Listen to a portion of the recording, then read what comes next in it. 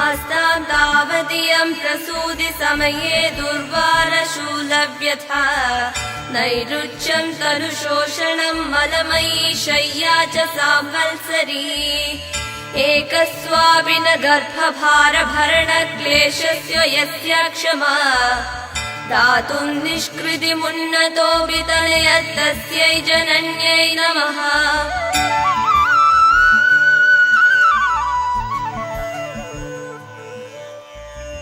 गुरुकुलमुपसृत्य स्वप्नकाले तु दृष्ट्वा यदि समुचितवेषं प्रारुतो मां त्वमुच्चैः गुरुकुलमथ सर्वं प्रारुदत्ते समक्षम्